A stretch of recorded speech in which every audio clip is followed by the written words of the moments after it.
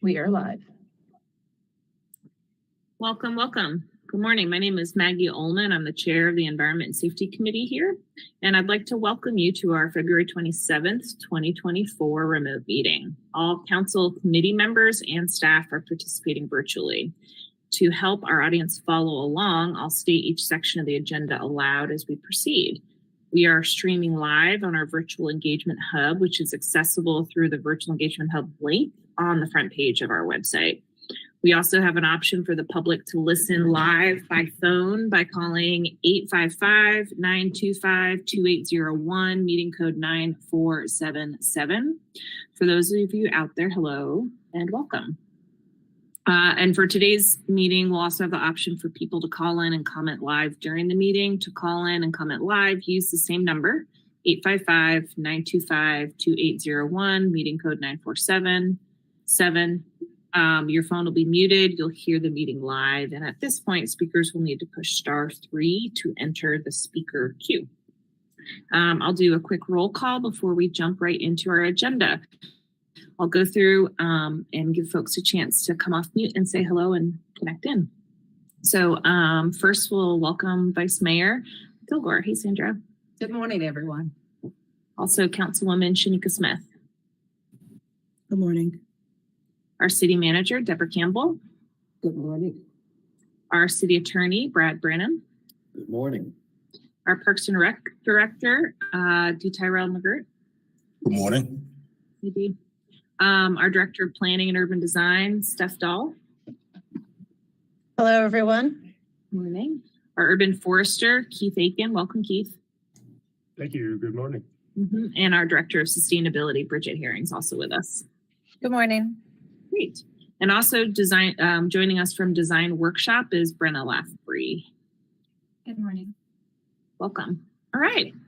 Let's hop over to our agenda for the day. And as we do in this committee, we start our calls with public comment. Do we have any public comment to kick us off today, Katie? No, we do not. All right. Then we will go right into approval of the minutes from January 23rd. Do we have a motion and a second? So moved.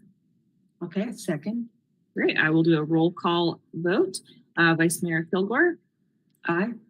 Councilwoman Smith. Aye. And myself, aye. Minutes are approved. Thank you. Okay, on to item number 3.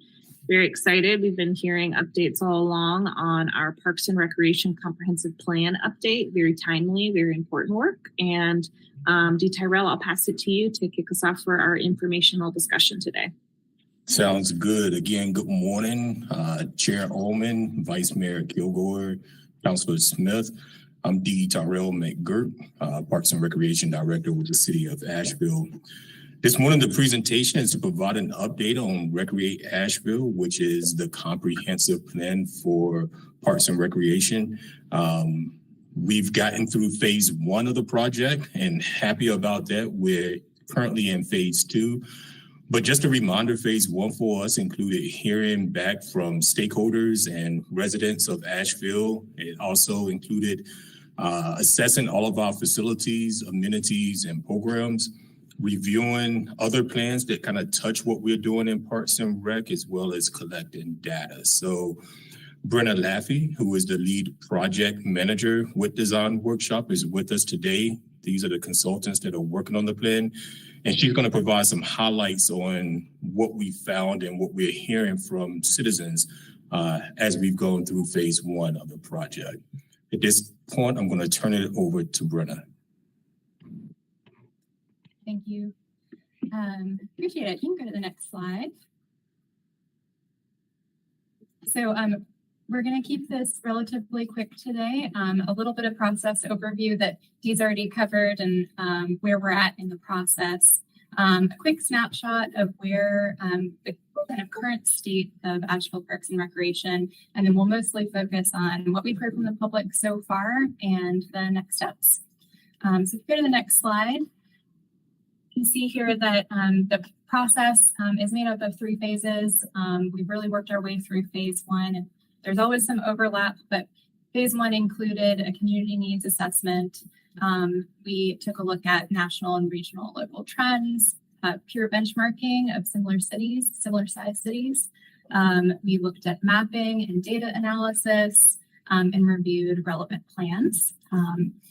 We also, during this phase, received community input. So there were different methods during this phase that we collected feedback. The primary method being the statistically valid survey that was a random mailing. We then also simultaneously held an open public survey. So everybody had an opportunity to provide input during that open survey. We held 4 public open house style workshops throughout the city. And then there were an additional 9 neighborhood meetings, community engagement markets that were held to get feedback from different areas of the city. And on top of that, staff tabled several pop-up events throughout this phase to get the word out, direct people to the website and to the survey. We also held focus group meetings with stakeholders that were organized around topics like ecological resiliency, recreation and programming, universal design and safety, placemaking and placekeeping, diversity and inclusion. And we've been meeting with the Parks and Recreation staff throughout the process. So if you go to the next slide, we share, and the next one again, and we'll just share a little bit about Jackie with APD. How are you? We'll share a little bit about the overall condition of the park system. So as a part of the desktop analysis and inventory, took a look at where the parks are, get a sense of the overall high-level condition with staff input to understand the maintenance needs across the system. So with this evaluation, 18 parks were identified as a tipping point. So meaning that irreversible decline is anticipated without further investment. And then another 3 parks were identified as having minor remaining value. So combined, that's actually it's over a third of all of the parks in the system are in need of investment. So we'll move on to diving in a little bit more into what we've heard from the community. And part of that is to help us to prioritize how all of the needs across the system are going to be prioritized in recommendations for the plan. So as a part of the community outreach plan, there's a variety of methods and platforms. The project website being the home base, I think you all have probably seen a lot of that throughout the updates in the process. The project website is where we've had the FAQs. We've been posting the meeting and input announcements and project background information. All of the outreach materials are provided in English and Spanish, and the word has gotten out in a variety of digital in-print formats. There were yard signs distributed throughout the park system, digital screen displays, social media campaigning, bus advertisements, to name a few. And to date, with all of that effort, with a huge effort from Parks and Recreation staff, the website has received over 6,000 views to date for the statistically valid survey. The goal was to collect a minimum of 400 completed surveys from the randomized mailing, and that was exceeded with 672 collected. That gives us a 95% level of confidence. And then over an additional 1,000 responses were received on the open available survey. So the next few slides are a snapshot and high-level summary of what we heard from the statistically valid survey as top priorities. So these help us to understand the broad priorities across the city. So related to facilities and specific amenities, the top 5 priorities included multi-use paved trails, followed by multi-use unpaved trails. An indoor swimming pool was number 3, community gardens, and then outdoor racket sports and courts. The top priorities for amenities to improve existing parks included restrooms, shaded areas, benches, and water fountains. So this is what respondents felt was most important in terms of improvements needed. Then we took a look at, on the next slide, the different types of facilities that people prioritized. So different types of parks. The number one priority that came out of that was neighborhood passive and green space, followed by open space conservation areas, small neighborhood parks, large community parks, and then community centers, which are defined as being a multi-use space for events, exercise, and activities. For programs, the top categories for programming on the next slide included adult fitness and wellness programs as number one, community special events as number two, outdoor environmental nature camps and programs, cultural enrichment programs, and then adult arts and crafts programs. We also asked, if we take a look at the next slide, for folks to prioritize projects and how they would like to see them prioritized, what topics would be most important to them. So maybe not surprisingly, focusing on condition of your existing assets was number one. Connectivity was really high up on the priority list, resilience, and equity. We also wanted to highlight on the next slide, and this is true for other amenities as well, that we included a snapshot of the top five, the way that the assessment priority investment categories that are created from the assessment of the statistically valid survey. There are some items that were still listed in that kind of high priority category or medium priority category that just weren't the top five. So you'll notice that the outdoor swimming pool didn't make it to the top five list of priorities, but it was in the medium priority category. It was below indoor swimming pool and the other top five that we listed. Indoor swimming pool being ranked in the highest priority category. Water fitness programs and lap swimming in terms of programs and activities still made it in the high priority category. So important to folks who responded to the survey and came into number 7. Open responses, when we evaluated open responses, there were many comments that indicated a desire for better availability of pool hours, schedule, and hours for swimming pool facilities. Was a common comment that we heard. We also, as I mentioned earlier, have done some comparison analysis for all of the amenities, but just an example for the swimming pool facilities, take a look at the number of residents served per facility and how that compares to other similar sized agencies. And Asheville is on an equal to or above median of its peers with its current active facilities. We'll take a little look at next steps in the process. So skip to the next slide and then onto the project schedule. So here's a little bit more of a detailed schedule. I mentioned we're in the middle of phase 2, which we are, hey Sandra, do you want to go ahead and ask a question? Oh, I think you're on mute. Yeah, before you go any further, I just didn't want to lose this, but could you go back just a couple of slides right before the pool slide? Yeah. Yeah, this one, I was sort of reading this down here. It says responses in West Asheville and East Asheville were less likely than average to choose this. So this is what I was trying to get at, was this particular survey here, prioritizing these, it was saying West Asheville and East Asheville weren't really prioritizing these. I'm sort of confused as to. Yeah, thank you for pointing that out. So we tried to note where there were some differences. So we have a breakdown of the survey results by location and then also by race and ethnicity groups. And so we've made a note here that there were just some slight differences in terms of the priorities. We still had the top 4 regardless, the condition, connectivity, resilience, and equity, but there was a little bit less of a priority on condition in West and East Asheville in terms of what was most important to them, if that makes sense. So then connectivity was most important to West Asheville. Resilience was not as important in North Asheville as it was the other topics, and then equity, North and East Asheville were less likely to choose that as their most important topic. Does that help? it helps, but I'm trying to figure out how does this actually affect the other parts as far as South Asheville and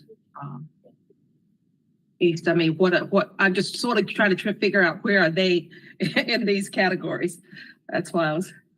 Yeah. So we just noted where it was different. So if it's not mentioned here, then it aligned with these priorities. That makes sense. Okay. Okay. Thanks. Thank you. Okay, awesome.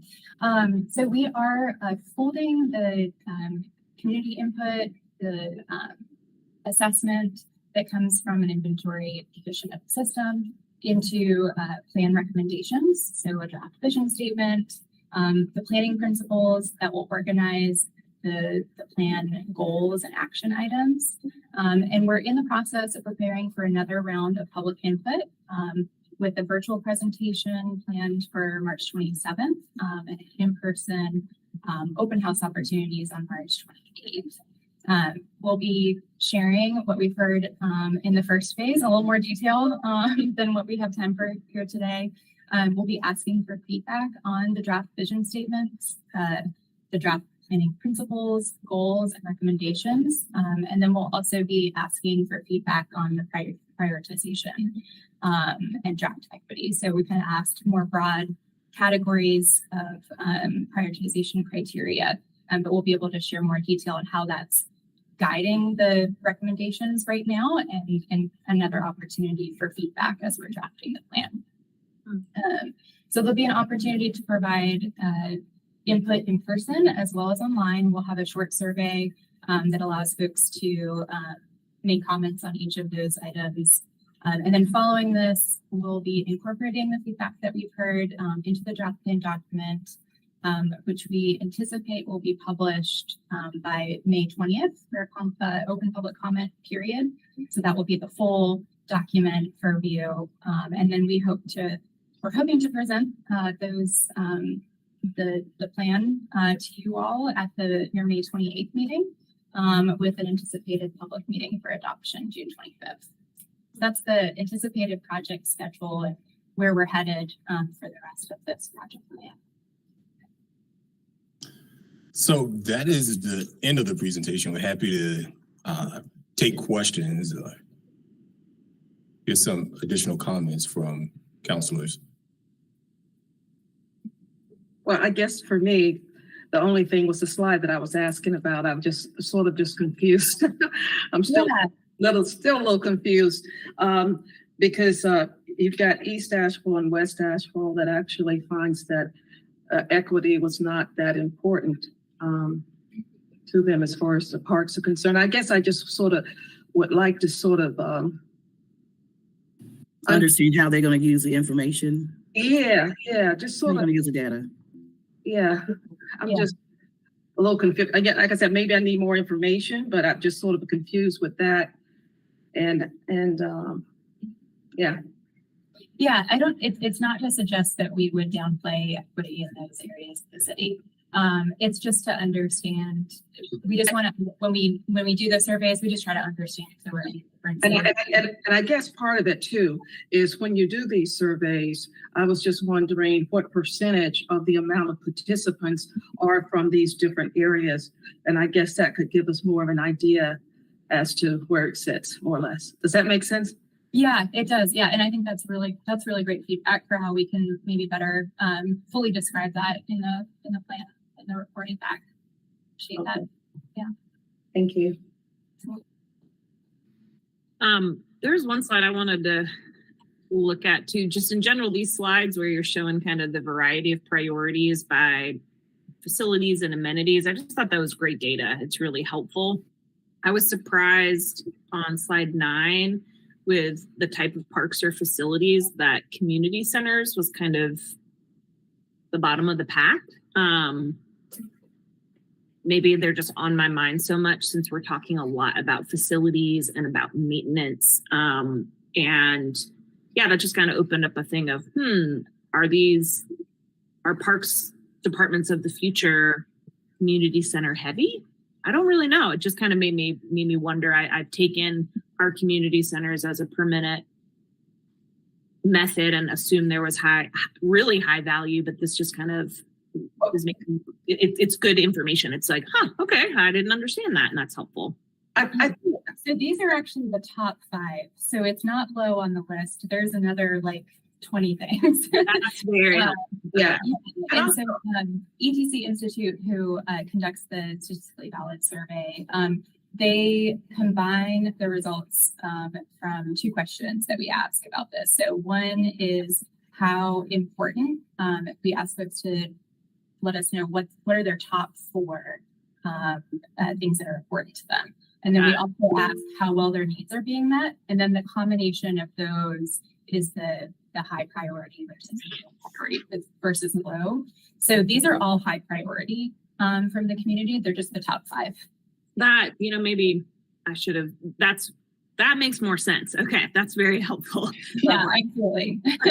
I'm in there. Like, I personally spend a lot of time in our They're great.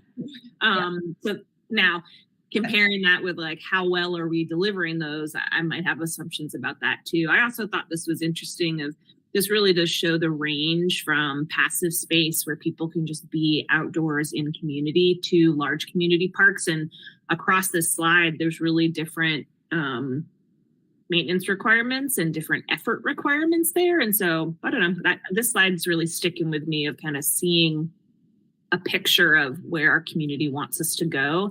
And similarly with the programming and activities, I think this is really nicely done. And then I had one other note, which is just on timeline. I will actually be missing my first council meeting and therefore environment committee meeting on May 28th. So Deborah, we might want to look at rescheduling, or, Sandra and Shanika, we can talk about that. But I just wanted to flag well in advance that we may need to reschedule, or we would just have to discuss moving forward without me. Okay, well, the one thing I would like to say too, like I appreciate all this information. It's great information, and I appreciate all the time and energy is spent in trying to make this area a place that we all, feel comfortable in. The one thing I was just really, I guess for me is, I still need to sort of see the survey responses and which communities they come from, because that will help a lot. I think that you will find out that community centers probably are more important in areas that are less affluent. Yeah. Because they do not have certain, activities or services there, where the more affluent is pretty much they've got, those things are not important. So I guess that goes back to me just wanting to know the breakdown on the participation in the survey and the locations, so to help me more or less understand where we are. Thank you. Now, if we had the demographic information from the last slide here, that would be interesting. Yeah. Like which neighbors from what area of town would deprioritize Yes. community space Yes. for your passive green space. That would be good for me to have. And I think Sandra as well. Yeah, that's what I'm asking for, because like I said, a lot of things okay, Deborah is there, so go ahead. I'm sorry.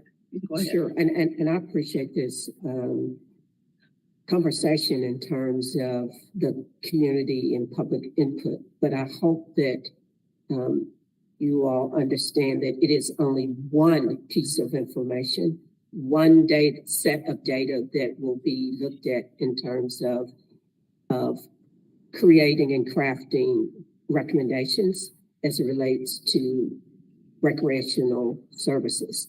It is one piece of data. So I don't want us to get too hung up.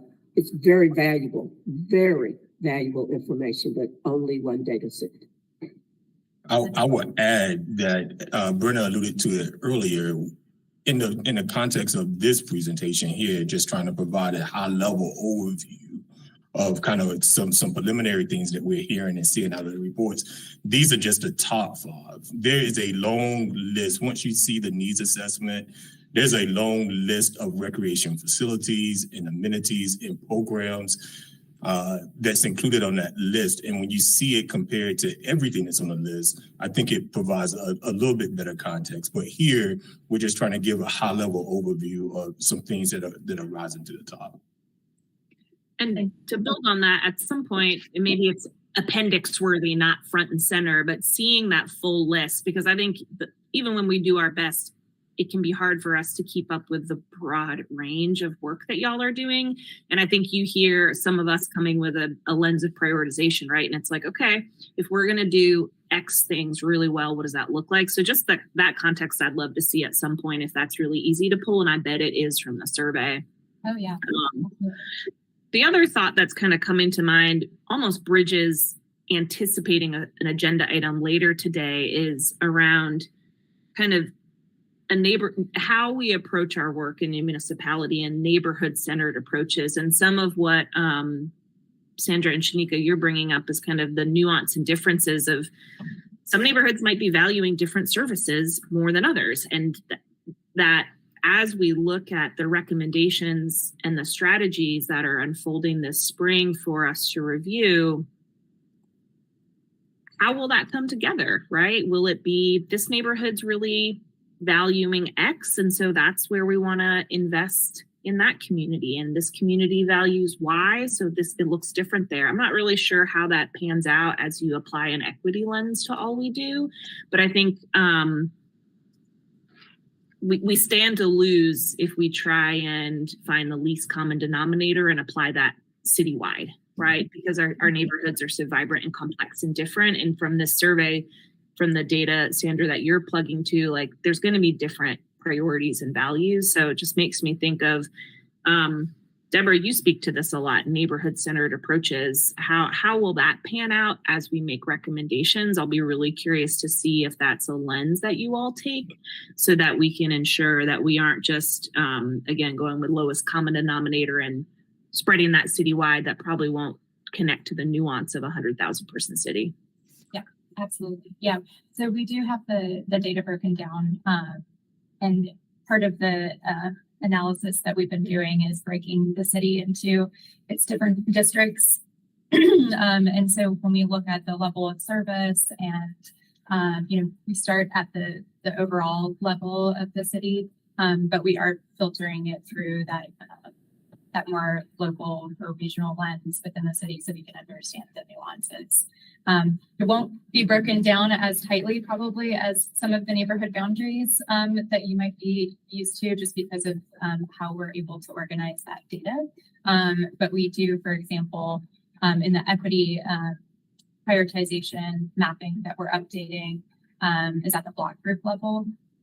And then we're able to summarize things like level of service access, types of experiences. So in addition to the survey responses, so we understand what the perception of needs are within different areas. We're also kind of defining different types of park experiences and want to take a look at, okay, does everybody have access to a park? But then what is the access to a passive park experience like in this area? What is it access to an active park experience? What is access to a community center? So all of that will be broken down in more detail so that you'll be able to have a better sense of what those differences are and overlay it on your equity-based criteria as well.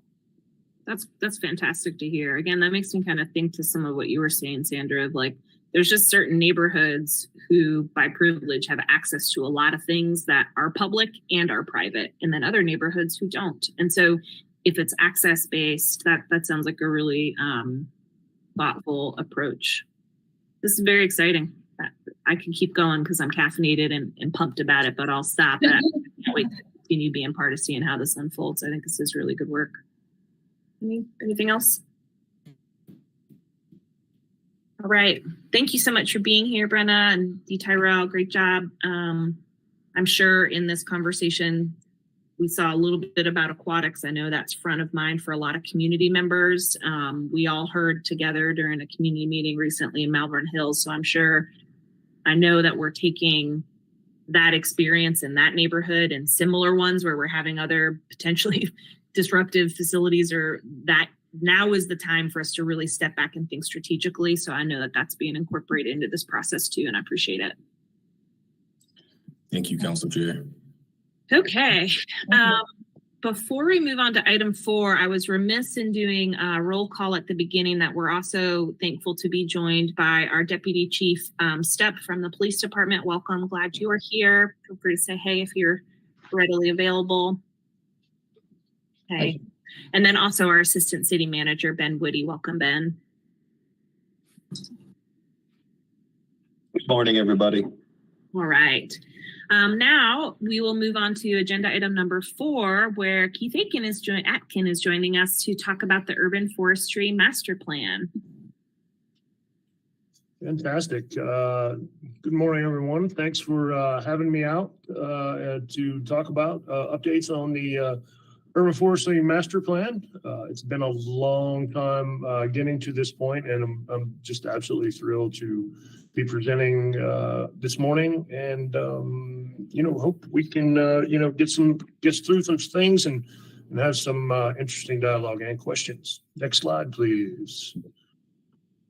So the staff is ready to essentially release our request for proposal. We are probably less than about a week and a half of being able to release that out to search for our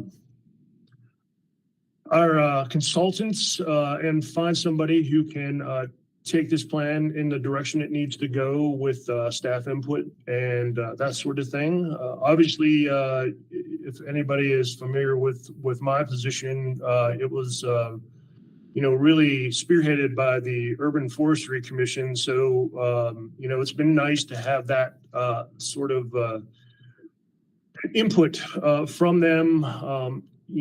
They have essentially written our RFP and pretty much our whole master plan by now through their years of service here in the city. So it's been really nice following that lead, leaning on them for certain aspects of the plan and the process and how they want to go forward, as they've already taken a lot of public input and that sort of thing. Our planning process is going to be a very large project, a lot of community engagement. The tree inventory is going to be paramount. That's where most of our funds are probably going to be spent. We have no good data that has been collected thus far. So although I've been out in the community and I've done some plan reviews and that sort of thing, getting that baseline and being able to apply that to our tree canopy data that was released in 2018 is going to be a big part of that. Also through this process, we've identified some endangered species in the wildlife realm. We've talked to Fish and Wildlife Service, who has let us know about the eastern long-eared bat, and as it hibernates down here in the mountains. And so we want to take those surveys into effect, and also our climatic impacts are going to have certainly a big going to be a big part of that as well. We're going to go through our data analysis, a lot of policy recommendations that I have already started outlining, as well as the UFC has certainly has their own take on that. We expect this process to take about 2 years. I think one of our later slides I've identified about 19 months. Ideally, but realistically, 2 years. And we expect the plan to be able to push us off into the future and provide management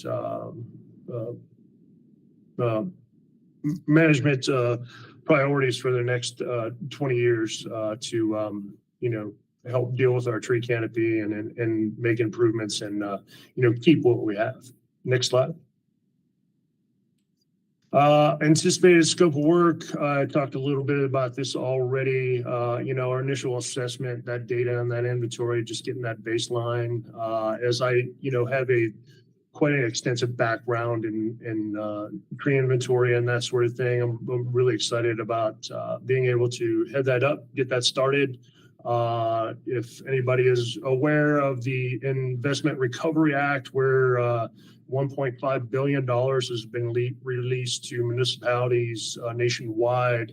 We're going to be in a lot of, there's going to be a lot of inventories going on nationwide. So the sooner we can get these inventories started, the better.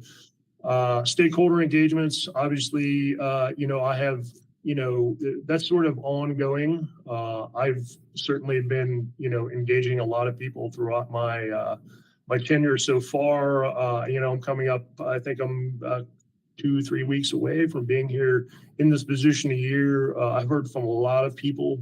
I've got to talk to a lot of people. Obviously, if you're following the news, I've been interviewed many times, as well as some public engagement speaking. So that's going to be a huge deal. And, where we start is going to be a big impact. And moving on here, strategic planning. We as I do more plan reviews and I look at what we really need and what we already have, we basically need some really best practices at what we're going to be doing here, and also innovative approaches. I certainly, I'm not going to try to recreate the wheel. Our neighbors to the west, the city of Knoxville, has actually just released their urban forest master plan last Monday. They are, we are very much in a similar situation in different aspects. They are they were light years ahead of us in their inventory due to the University of Tennessee, who's been taking data for them for 10 years, where we have none. And so, I've already started to review that plan and kind of looked at, kind of what they're proposing and how they're going to manage their urban forest. Obviously, data analysis and modeling, we have a great staff, internal staff, to be able to take that. Once again, we need to get back to that baseline, look at some measurable goals. I've outlined some of those already.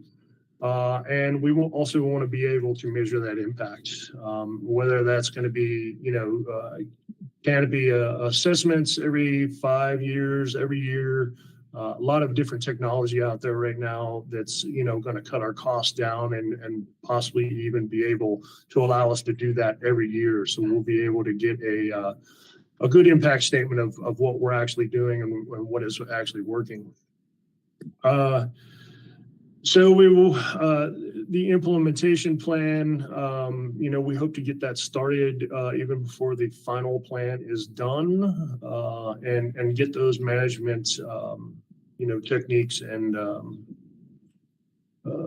processes moving forward as we go through this process. And then obviously the review process, plan finalization and adoption. That's not supposed to take all that long, but once again, we're not going to get to that point until, I feel like, and staff feels like we have reached everybody that we want to reach and, wants to be reached. So, all right, next slide, please. Budgets. So our budgets, so we were allotted by council for $300,000, which, after talking with the Knoxville folks and looking at kind of, I was privy to be able to look at their budget. So it's been kind of, I'm really happy to get $300,000. I mean, that's far, that's plenty of money. We should be able to accomplish all our goals for the plan. Looking at Knoxville, they spent $110,000 on their consultants. Like I said, their inventories were already done. So, we're pretty much right on track of where we want to be. Our inventories, we are going to focus on our public trees. Those are trees that are in the right of way, trees that are in parks. Kind of put our focuses there so we can, start looking at data on how we can manage our public trees and, get the health and vigor of those trees up. Private tree inventory, like I said, lots of great technology out there nowadays that we can do a good estimation of what that is, as well as we do plans and we review plans and trees are added, trees are taken out, we'll be able to put that into a database and kind of keep that inventory going. Like I said, city of Knoxville took them 10 years to do their inventory. I expect us to take at least that long. If you look out your window, there's a lot of trees, and it takes a long time to do it. So we will just start with a cross section of public trees first, and then move on from there. All right, next slide. Schedule of work. I think I've kind of already touched on this a little bit. Our initial assessment, stakeholder engagements, 3 to 6 months. It really depends on how many trees we actually want to capture. Also talking to some of the Knoxville folks, sometimes that goes quicker than others, depending on, who we get to, contract with or subcontract with. If those folks aren't, from this area, they don't know our species very well. They're from the West Coast. They're used to pines. We have, in our updated species list that, I'm still working on, we have about 111 different native trees in our area. Whereas, if you're talking about the Western United States, California, probably looking at somewhere around 20. So, having, some really engaged inventory specialists in here is going to be a huge deal. That's really going to determine, how long or, how long that initial assessment is going to take. The strategic planning, data analysis, that will be done with our consultants, also be done in-house. We have some really talented people, like I said before.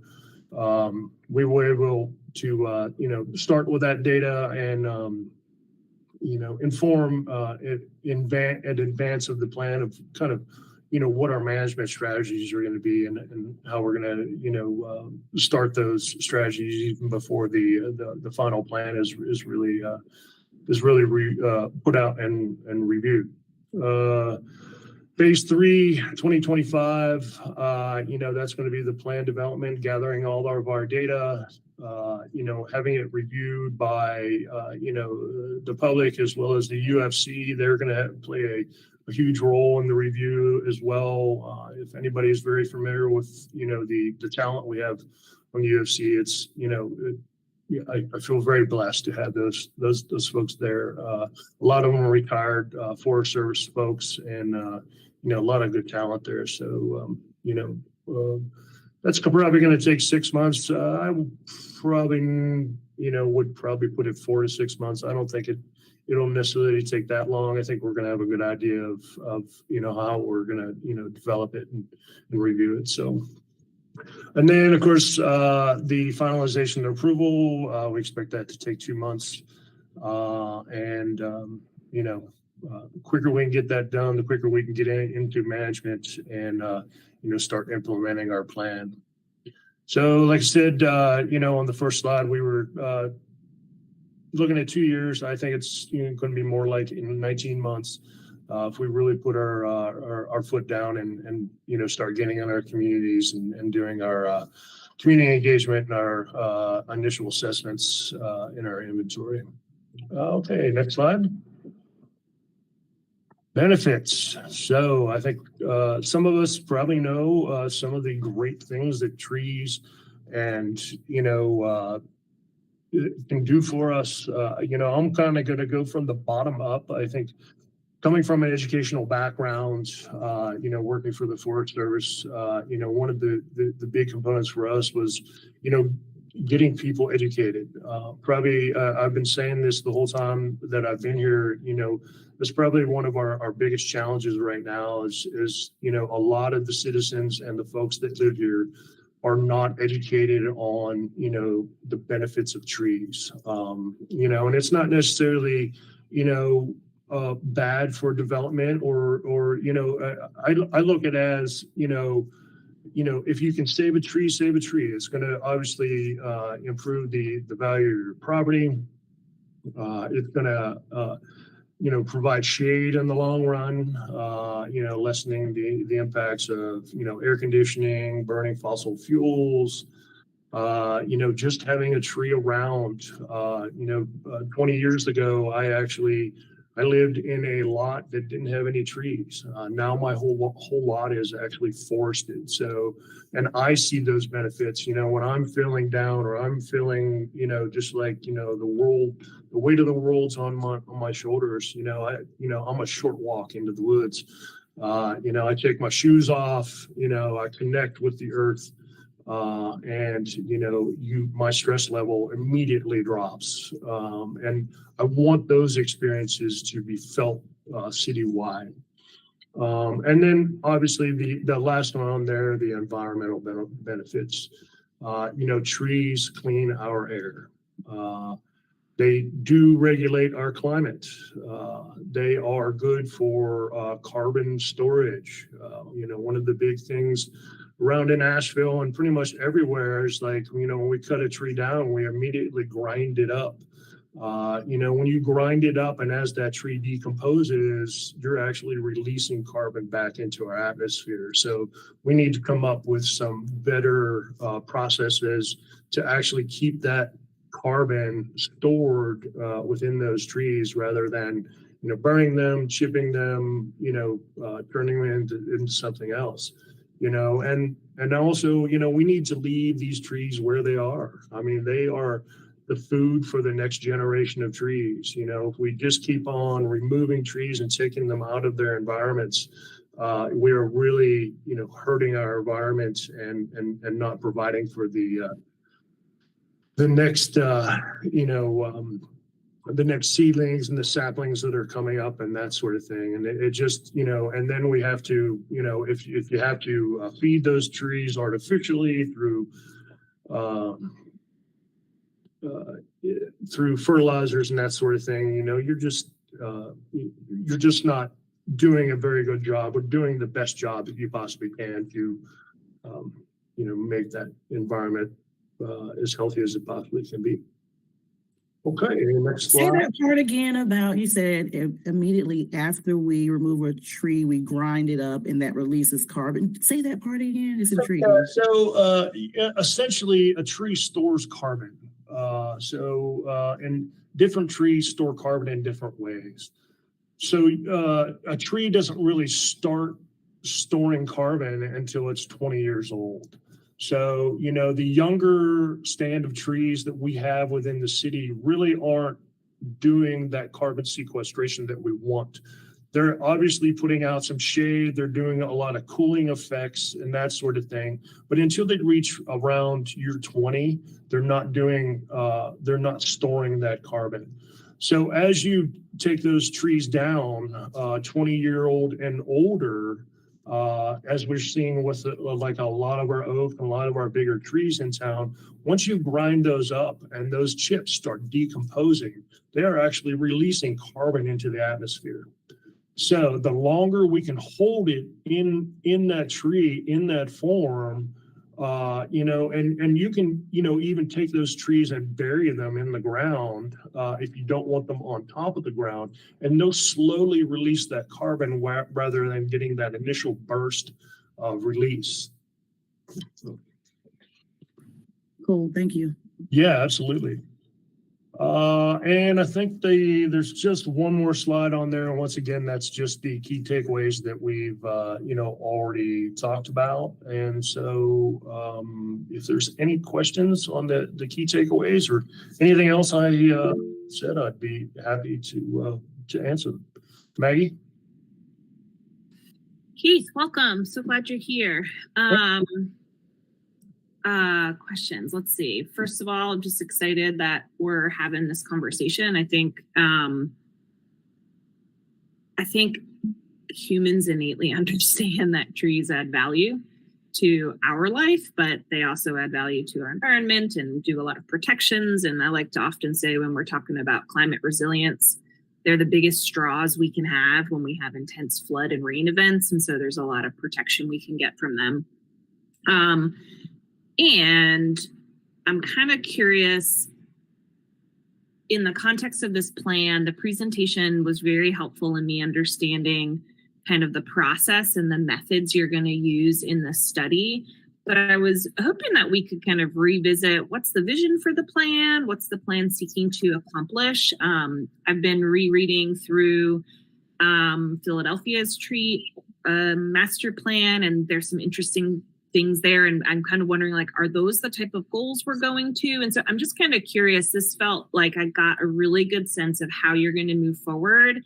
But I'm hoping that you could refresh us, and maybe that's in a future meeting, on what's the vision that we actually have for this? Because when I was kind of combing through to prepare myself, I was looking at, okay, well, we have the 2020 tree ordinance. That doesn't really tell me a vision of where a big master plan is heading. It kind of says we have a regulatory method that we're pursuing. And so is that the policy guidance to which this plan is tied? Like, is the plan saying this is our plan to fulfill that ordinance? Or I guess the big picture, where is this going? And the why I have behind that is I think that in that vision, I want to really make sure that we are realistic with the state of what it means to be growing out of being a big town into a small city, and to be realistic while being ambitious about the tensions that are going to come up in this, right? So my degree is in environmental policy and economics. I've been fighting for climate change for 20 years. I know that we can set plans. I was stewarded the first sustainability master plan in our city.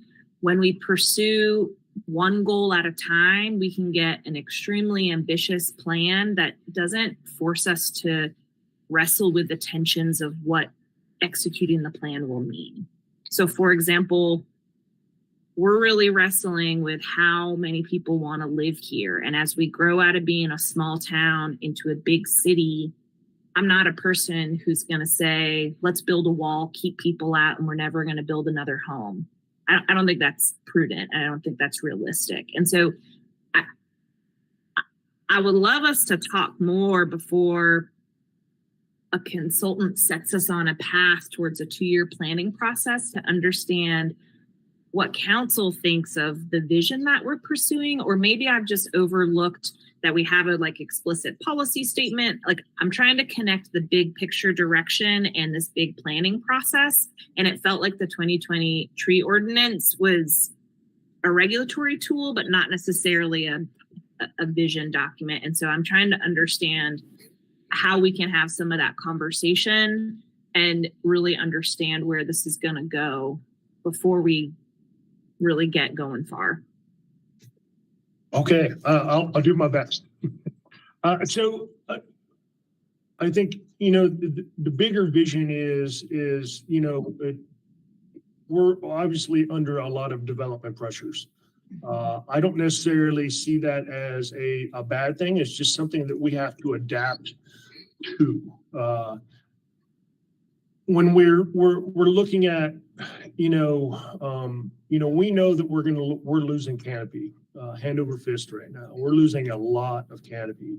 That 48% that was reported back in 2018 is far in the past. I have, the things I've seen over the past year, I wouldn't have any doubt saying we're probably down around 40% right now. So, but with that pressure, it's the quality of trees that we want in our neighborhoods. It's the older trees, saving those older trees, and we can plant knowing that a tree in 20 years in the road will actually start having the greatest amount of benefits for us. But preserving those bigger trees that are already doing the carbon sequestration that we know that are going to shade our homes, we know that are going to drop our temperatures of our neighborhoods. So my probably greatest envision is preserving more of what matters rather than thinking about, hey, we need to plant X number of trees, or you're required to plant X number of trees. I don't want developers to be like, well, I have to do this. I want them to do it voluntarily. And I know there are developers and builders out there who are willing to do that. When I worked in Parks and Rec, I worked with the Home Builder Association. I still maintain a very good rapport with them. So I've, talked to a lot of those folks about how can we improve and stop cutting trees or save trees or plant more trees. And, I've gotten some feedback on that, and they've told me that, we need to, lessen a little bit of, this setback or that setback, or we can get more trees and if we do this, and we can get more trees if we do that. So I think, the overall goal would be to, start conserving more of what we really need to be a better community, rather than trying to just, cut it all down and restart over from the beginning. Because, as we keep on doing that, for a lot of our commercial developments, you're looking at, if that whole lot is 100% treed, they only really have to preserve 15% of that. That's a, roundabout number, but if you keep on going with that, at some point in time, that's all we're going to have is, 15% canopy cover. So, and also, to that, it's also the species that are most resilient in our area. If that we now, our hardiness zones have now gone up. So we are no longer in 6A and 6B. We're actually in 7A and 7B. So we know we're getting warmer. Some of the trees, the white pines, the big white pines that we see around our area, they're falling out like crazy. I don't have any problem telling people to take those down because I know they're going to be a risk going forward. But we also have to look at species that are going to grow well here, that are going to do the things that we want them to do, and then also not be invasive in our environments as well. So, it's really about, not looking at quantity anymore, but looking at quality. That's helpful. Yeah, if I could, Chairman, I think, simply put, our goal is tree preservation. What this plan will help us do is to ensure that, as you heard Keith say in closing, to look at quality rather than quantity, but to also have enough information that we can make an informed decision around how to regulate. Because I don't think probably necessarily we had enough information. It was all about preservation of which species, this, that, which caliper, size. I mean, there's a lot more information, I think, that is critical. And that's what this study will help us do, is to make better informed decisions, be it regulatory. But I think, again, simply put, it is about tree preservation. But the appropriate approach to that preservation, which may be regulatory, which may be voluntary, which may be lots of things.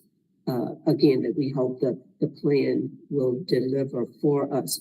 I believe, Katie, that we didn't do the last slide. I think we had key takeaways up. If you could put that up again, because Maggie, this goes exactly into what you were talking about. What else you think we needed to add in terms of the scope of the plan, or more information that you needed? Key takeaways. And I thought there was a next slide. No, there was just a slide on the end there that was, for questions and discussion. Right, but I thought it was, what are we missing? Did that slide somehow get deleted? Yeah, it's short, so yeah, exactly. What are we missing? And to the committee. Yeah, Right. This is you all's opportunity. Yeah. Okay. Yeah. I don't know what we're missing, but I can say that, Keith, I really appreciated how you brought passion and, real stories to the presentation, because otherwise I've been listening to this for a couple of years and I struggle to pay attention, honestly. But I don't know, you made it real for me. I mean, the benefits, I don't think everybody understands and appreciates the full value that trees bring to our community and into our lives, but you made it real for me today. So we're lucky to have you, and keep moving forward. I don't have anything about the presentation that was missing or needed to be added, but yeah, thank you. No, thank you for that. I certainly, I would love to get everyone out in the forest and let them experience the benefits of what a tree canopy actually does for you. Okay. I think. Are we going to go barefoot? Exactly. We need to go barefoot. We need to make that connection. I mean, that connection is so key to understanding. That it's like the full effect. It's just not. It's just not going out. It's actually letting the soil, come up between your toes, feel the different textures that are on the ground. There's all kind of miracles that are happening in the forest every day. And, the closer that we can get there, man, the better off we're going to be as a community. Well, sign me up, Keith. I'm ready. I'd like to also thank you, Keith, for the presentation. And it's something that I've been planning and zoning. It's been 4 or 5 years ago. And it's so funny because I looked at that was the top thing that we kept, trying to get a urban forestry, And so now I actually, like Shanika, you don't really see the effects of what it really does. And you did sort of bring it home. And the one thing I'd like to ask you about is this. Now, I know, like you said, as far as Asheville, we're sort of behind a lot of areas, as far as collecting this data. And I was just wondering, is there any type of universal software that basically that communities use or whatever to help with this? Because all this data that you're telling me, we've got this data, that data, that data. I'm just wondering if there was a friendly software that you all had, and if so, the cost to be able to sort of kick us off, so we're stronger and quicker and can identify a lot of these issues. Is there software? There is software. There's actually several companies, that have software like that will help us in managing our trees. Looking at what pests, what diseases are coming in, help us to make management decisions that will benefit us for the future. And there are a lot of good ones out there. I have my favorites, but pretty much they're all essentially the same, and they all tell you the same information and get to the same heart of it. And a lot of really good visual type stuff that's easy to tell. Click of a button sort of thing. I certainly can see. It would be a great public tool for us to put out there, and then actually be able to look at your cover type based on your neighborhood, or what are the needs for that neighborhood. So when people are actually wanting to plant a tree, at a click of a button, we'd be like, okay, well, we need to diversify a little bit more in this neighborhood. Here's a list of trees we recommend, and that will actually benefit you for however you see your forest and your canopy. Is that software very expensive, or I'm just, Some of them, usually it's, we're hoping all of our inventory data will actually go into a database that will be under this software package. And then it's essentially a per year fee that you pay for these software companies to house your data. So that it can be, accessed in the future, or, should you choose to go to another platform, being able to pull all that data off that platform and move it on to something else. and it's sort of like you said, give us a path forward where we don't really need a lot of, it's sort of gather data from other places, right? To actually help improve. Oh yeah, absolutely. Absolutely. So it's going to take a lot of different data from a lot of different research that's currently going on. And once you have that baseline, you have that inventory, you have all the data that we're going to collect, that's all going to go in there. And so at the click of a button, as artificial intelligence, goes into the future, you can go into artificial intelligence now and click in there, and it'll actually give you a prescription based on, a certain area of Asheville. What is best for this neighborhood? What is best for that neighborhood? So, that's kind of where, I want to go. And, as we're thinking, well, what's best here? So we're taking all this data from the stakeholders. We're taking the species data, and, at the click of a button, we're able to, get a prescription for, even at the parcel level. We can look at different changes. So, a lot of good technology out there. And certainly I want to, be able to utilize everything that we possibly can to, make Asheville a better place. Thanks. Thank you. Yep. Thanks so much, Keith. Absolutely. Yeah, I guess the parting thought I'll share is like thinking on the vision and hearing kind of where you're anticipating this going. And Deborah, your thoughts. I feel like working on environmental stuff my whole career, I feel like our community can easily see that there are either or choices to be made. And I just don't think that's true. I think that we're going to grow. We're going to be a healthy community. We're going to have people who live here and can afford where they live. And we can have a gorgeous canopy that protects us and prevents us, that takes care of us, that has a healthy environment. I think that people are primed to see this as either or. And I think that, we did our comp plan not too long ago. We set a vision forward of what we want to achieve. And now processes like this can help us get our codes and ordinances and regulations aligned with that community we want, as well as the voluntary side of things. So this seems like a real theme we're seeing with this council of hearkening back to like, what are we going to put in place so that we can get to that comprehensive plan vision, and that we can have both and I feel like you're the perfect person to lead us there. Thanks so much. Thank you. Appreciate it. All right, team. I think that is the conclusion of item number 4 on our agenda. And with that, we will move to our 5th agenda item with Bridget Herring, our Sustainability Director, to talk about a neighborhood-centered approach to resilience. Welcome. Thanks for having me, everyone. Again, my name is Bridget Herring, and I have the privilege to serve as the Sustainability Director with the city, and here today to talk to you about a neighborhood-centered approach to resilience. So if we move on to the next slide, the key takeaways I want you to leave with today are understanding that this approach is really an extension of the Climate Justice Initiative. And what we learned during that initiative is that for climate resilience, we're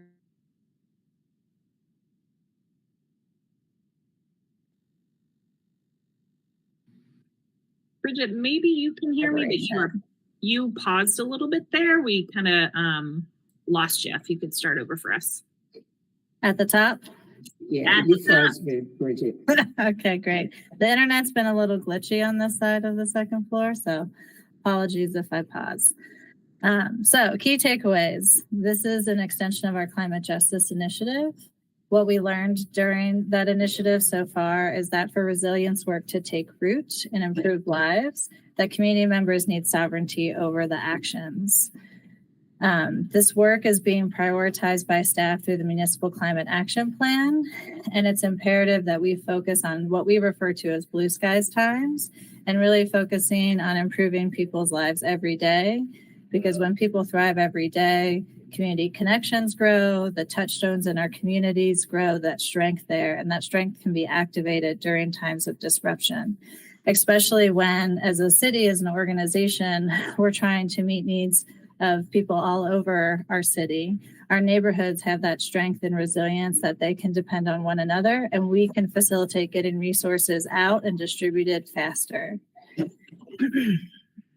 There's many current projects that we have underway that are taking this approach to work with folks to co-create the what and then identify available resources. But we'll continue to face challenges in building this framework within our regulatory constraints to meet the needs of our neighbors, but that's a growing opportunity that we look forward to working through in collaboration. So as we move on to the next slide, why focus on neighborhoods?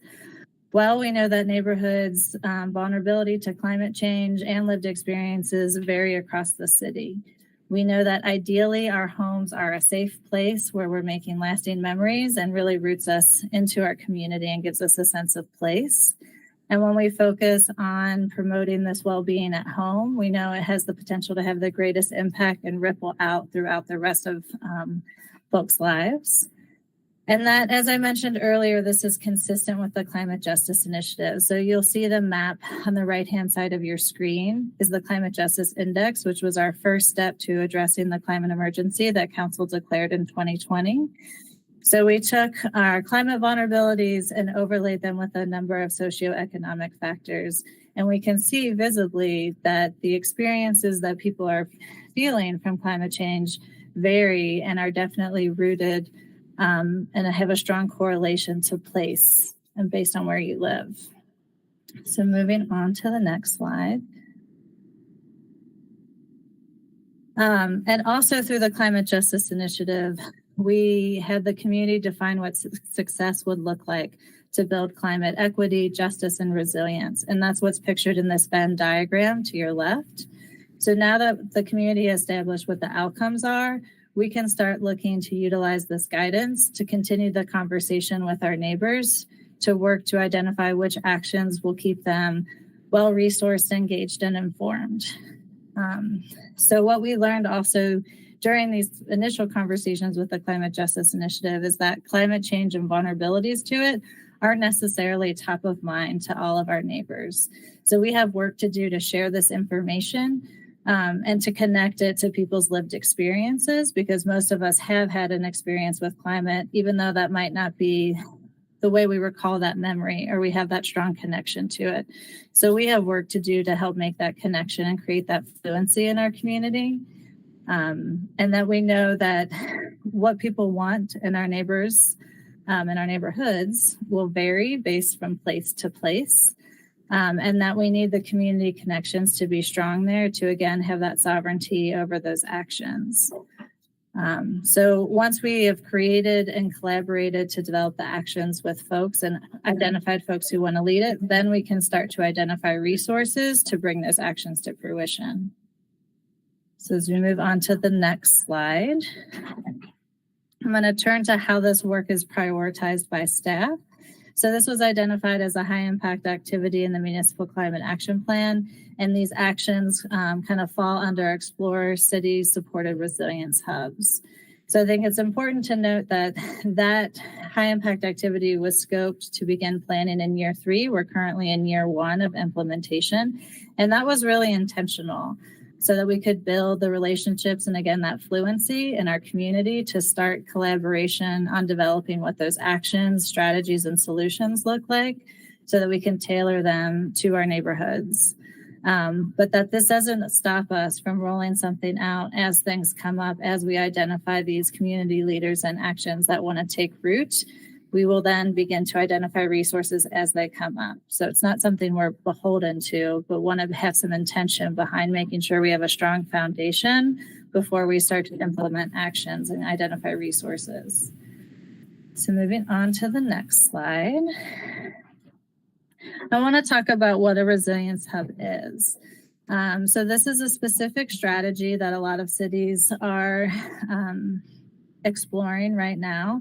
But I want to be clear that sharing this today is just to help us to have a shared understanding of what they are and some shared language that we can utilize as we start to talk about what this concept is.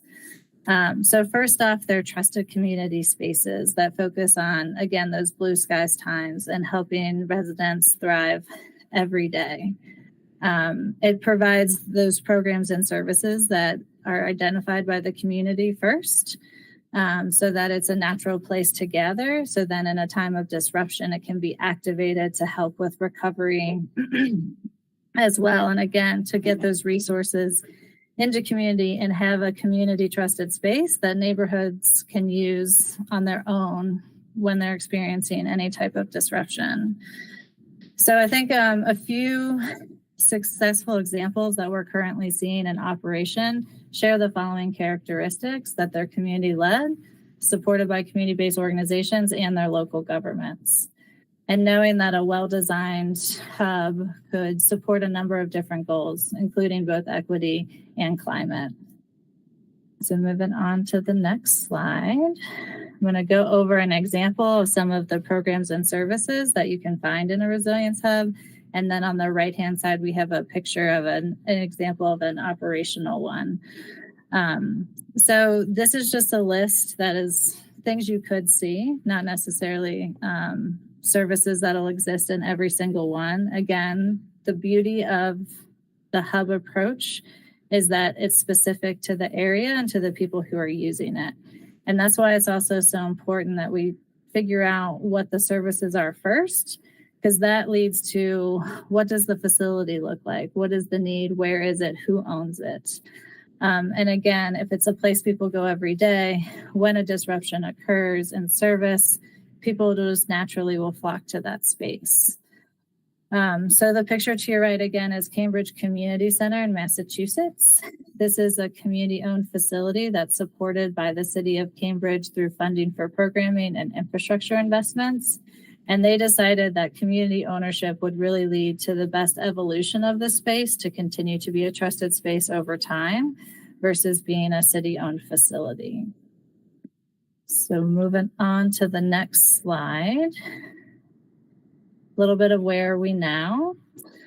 So this is a list of active projects that are being led by the city. I'm not going to go over these individually, but want to share and highlight that there's work underway in multiple different departments by multiple different teams, where we're trying to work with community to co-create the how, right? The what. What are those solutions? What are those actions? What are those strategies? And then figuring out how to get resources to them. So I think it's important that we're working to change the way we work to promote a ground-up, community-centered approach, not like a top-down, same solution for everybody everywhere approach. This is not without its challenges, and we're going to take those as growing opportunities and try to build some of that muscle memory to, again, really hone in on what folks want and need before we start identifying resources and hopping into implementation. So the next slide is key takeaways. Again, this is just a continuation of the Climate Justice Initiative and that approach that we've built on. It values the diversity and uniqueness of our neighborhoods, leads with collaboration and leadership from our neighbors to help them thrive every day, not just in times of disruption. And we're working to shift the way we work to embrace this neighborhood-centered approach. So with that, I will take questions. I have no questions, but I think you did a very good job. You actually killed it. I love how you gave us a good idea about why we're choosing neighborhoods. I love the language that you chose around blue skies and providing services that will help the community thrive, not only during times of emergency, but the well-being of the community on normal days and in normal circumstances. Yeah, it's good. I think we're going in the right direction. Thank you. Yeah, I echo that. I think that, like we were just talking with the parks plan, when we look at the city as a monolith, we only serve certain types of people. That's just not going to work, right? So we have to look at the uniqueness of the characters of these neighborhoods as we approach stuff. I also think a lot of what you're saying makes sense of, government has done, if we build it, they will come many times, and they haven't come before, right? And then we spend all this public money being like, this is our idea, you should love it. And that doesn't always work either. I think that we have to balance this too with like the urgency of climate change and the urgency of trust building. I think that sometimes that can be a push of, we know that we want to see safer and more resilient neighborhoods, but we can't just race towards that unless we're together with neighborhoods. So I think that's really baked into the center of this. The other thing that comes up for me is I hear you loud and clear on we can't predetermine what strategies we want to pursue. And I'm curious, we are having some very timely conversations about infrastructure in our communities. And that's come into mind as I think about this. So some things I hear you saying is in some communities, resilience hubs are these places that are safe places when disasters happen, are city buildings, and sometimes they aren't. I can't help but think that we're going to be looking at some city buildings to be improving very, very shortly. And that I don't see a problem with having all of our city buildings resilient, period, whether they're a resilience hub or not. I see a benefit in all of our buildings having the lights on when the power goes out in the neighborhoods, no matter what, as well as then that infrastructure being a potential resource should a neighborhood want to look at those facilities as part of their effort. So I'm curious, as we're looking, how is staff thinking about neighborhood resiliency and infrastructure and how that can play into the park master plan and the steady state bond program? Because I think that there's a lot of programming around resilience that we will be co-creating and following communities lead. And we have just responsibilities with our infrastructure that could add into this. But again, I would love to see a future where every municipal building is backed up with solar and batteries so that anytime the lights go out anywhere, they are a safe place, or schools, all of that, as well as other programming. So tell me about how we're thinking about resiliency of our facilities and infrastructure in the PR master plan and in the steady state bond program. Well, I think we would probably want to bring Dee Tyrell back on to talk specifically about the parks strategy. I think what you saw in the initial results is that we're folding in those questions to identify where that's a priority in our community. And we're also looking at what is the role of partnership. So what role do we serve really well that we feel confident that the city can move forward to play, and where do we need to take the back seat? And I think understanding the difference between those two things is important, and that doesn't stop us from investing in our own infrastructure, but also recognizing what purpose is it serving and where we either voicing the gaps or the needs that are being lifted up so that we can then say, and we're also looking for resources in this other space. So I think it's, one, we want to work in partnership, and two, we want to maintain our assets as well as continue to recognize that there might be some limitations in those facilities to serve some of these programming needs. So how do we identify resources there? Does that answer your question? Sure. But not really. It's in the neighborhood, yeah. The other thing that I would add is with every one of our buildings, we are not looking at them as potentially single-use buildings. I mean, obviously, there are certain buildings where, for security reasons, for whatever, from a functional perspective, they have to be pretty much a municipal facility. But I think we would be remiss if we did not take the opportunity to utilize as many facilities as we have as multi-purpose uses. When we talked about renovation of McCormick Field, and we always talked about multi-use, and that's how we're looking at most of our facilities. is they have to be multi-use. And then secondly, in terms of being sustainable, environmentally sustainable, we're looking at that has some cost implications and limitations and things that we'll need to phase possibly into some facilities versus others. But yeah, I think, Maggie, we're looking at this holistically. We're looking at leveraging, and we are looking at the lens of connecting all of these different initiatives that are underway, and seeing how they support building a quality neighborhood for our community. So definitely want to use our existing buildings and our future new buildings as much of a community resource as possible. Yeah, absolutely. And, to some of your point, Bridget, of what does the partnership look at? Like when I look at what we have as an organization, as a municipality, I think our infrastructure is a major part of that. Whether that's buildings or green infrastructure or gray infrastructure for stormwater, like any of that, if you add up the amount of dollars that we could give for services versus the wealth of assets we have in our community already, I think our infrastructure is a major, major thing that we contribute. And so we want to work at the speed of trust. And while we know so many of these facilities we have are already in the hearts of our neighborhoods. That's how fire stations are designed, right? They need to be in the heart of neighborhoods, that we know that we want to make sure that when the lights go out in neighborhoods, the lights stay on at city facilities. And what is it going to take for that type of resilience is something I'm really interested in.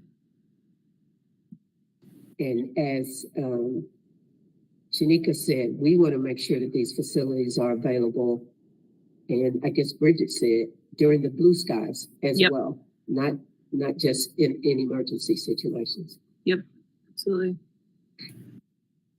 And if people choose to shelter in place, we can still use those as hubs of resource, right? But we need the connections to understand where to get those resources to, like who's sheltering in place, what are those vulnerabilities, right? So it's just like if we don't have that in the everyday, there's no way we're going to have it in a time of disruption. And so that's why it's really important that when we talk about emergency preparedness, we talk about thriving every day, and that's where the work starts. Thanks so much. All right. Thanks, Bridget. Glad to hear the progress. As Shanika said, you killed it. Heading in the right direction. I agree. Okay, so I'm having a little moment. So where do we go from here? So as I mentioned, there's a number of projects that are ongoing. And what I would say is right now we're in that space of trying to collaborate to co-create what are those actions or strategies or solutions. And so there's a number of different projects that are getting at that in different ways. The one that our department is heading up is the Elevate AVL, in which we're taking our resilience resource guide. We're partnering with local community members to help facilitate those conversations to, again, help connect lived experience to climate change that's happening in our community and start to figure out, like, what are the things people want to see to help build that personal and community-wide resilience. So then we can start, once we have some more ideas fleshed out around that, then we can start looking at what are the resources? What resources do we have to fill those needs? Where are the gaps? And how do we work together to move that forward? Another exciting thing that this presentation brought to light to me is that we're actually putting in action and operationalizing what the community's been saying for years. Like when staff engages us, it seems like we're starting at ground zero. Can you all not build on or leverage the information that we've already shared with you to develop new direction? Just keep us in tune, because it feels like we're saying the same thing over and over again. So I like that this presentation shows how we're kind of building on stuff that's already in motion or past. Yeah, it's just slow and steady. Yeah. And then, so is there timeline, like similar to Shanika, your just point of like what happens next? Is there a timeline? Like I know that you can't necessarily put a time bound on relationship building, but if I was out in the community, I'm not really sure to tell them like within a year, this is what we can be, this is where we're going towards. I'm not really sure to communicate how and where we're moving towards, both on the collaborative strategy setting or on the how this relates to our infrastructure. So I would say that by the end of this fiscal year, we're hoping to have information to share with our community about what we've learned so far about some of the actions that have been identified, and identified some more community leadership in that space. Again, we have to wait. We can't just, that's the goal. And we'll have to see where we're at to see how much more work we need to do to reach all of our neighborhoods, because we're focusing on those that are most vulnerable to climate right now. So that conversation is starting. We'll have something to share with you again towards the end of the fiscal year. And then I think we'll be wanting to take those learnings and engage with them in whatever bond package we have coming up, whatever opportunities we have. I think we would take that information and try to figure out what the opportunities we have are, but we can't say what they are at this time. So I feel like this is a good one of like, this committee we'll check in like 4 to 6 months, because as you're building, I get it that you can't be like, Keith just showed us like, here's the timeline, here are the steps. Like, this is a different thing because we are leading from beside and behind. But by the summertime, we'll talk about this again to like learn how things have been going, and this committee can kind of hear progress in that timeline. And we have an update specific to this project scheduled on one of your upcoming meetings. I forget which one it is off the top of my head, but we have it coming in the next few months where we'll probably have Reggie Tidwell, who we're working with, come to speak to you about some of the work and give you an update on where we're at. So we'll definitely be coming to this committee to make sure as the process evolves, you're up to date and can give us guidance on how to continue to leverage our opportunities into our policies and our budget and whatnot. Great. Very exciting. All right. Thanks so much, Bridget. Thanks for all the work. And to the communities, really, the communities are leading this, and we're in it as partners. So I know that there's this work is the work of communities, and we're being teammates in that. So I'm really grateful for our community members who are driving. All right. Let me get back to our agenda. That was item 5 on our agenda, and that concluded our formal presentations of the day. So the only remaining item is item 6, which is our closing public comment section. Katie, do we have any public comment at this time? Yes, we do. Caller ending in 6029. Your line is now open. You have 3 minutes. Hi, can you hear me? Yes, we can. All right, thank you. My name is Patrick Conan, and I live in East West Asheville.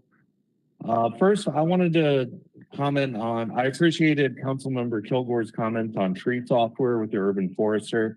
I did want to share, for the benefit of this committee and the public, that the city does have an existing tool at asheville.treemap.org that lists some of the trees the city maintains and also trees that community members have added. This was deployed back in 2016 and was presented to the Urban Forestry Commission, but it hasn't been updated in some time. So I just wanted to raise awareness of this tool and encourage the city to show it some love and spread the word about it with community members, because I think it's a useful resource. Second, I did want to comment on the meeting materials for this meeting. It looks like the agenda and meeting documents weren't added until 9:30 this morning, less than 90 minutes prior to the start of the meeting. And as a member of the public, it's really hard to know what you all are going to discuss and prepare comments when we can't see it until right before the meeting. My team at Sunshine Request did reach out to all members of this committee and staff yesterday, but we never heard anything back. So I just want to encourage the city to do a better job of getting the documents available ahead of time so the public and you as committee members can prepare for this meeting. We did report this with the new report and issue with the public meeting form, however. So we are trying multiple ways to make you all aware that these documents weren't available. Finally, I did want to raise the recent Citizen Times articles regarding downtown crime data. These two articles challenge the narrative that our city should allocate so much of our limited resources to downtown, as well as towards special operations designed to enforce low-level nuisance crimes, such as panhandling, trespassing, and shoplifting. I'd encourage this committee to consider the points raised by these articles and ensure our city is allocating our limited public safety resources responsibly to address the public safety needs for all residents, not just visitors and business owners in the central business district. I also understand from the council retreat that we no longer have full council support for a low barrier shelter or to set a definite goal of reducing homelessness by 50% in 2 years. So I just asked this committee, where are we headed? It sounds like we're not willing to make necessary investments to address root cause issues or provide viable options to our most vulnerable residents.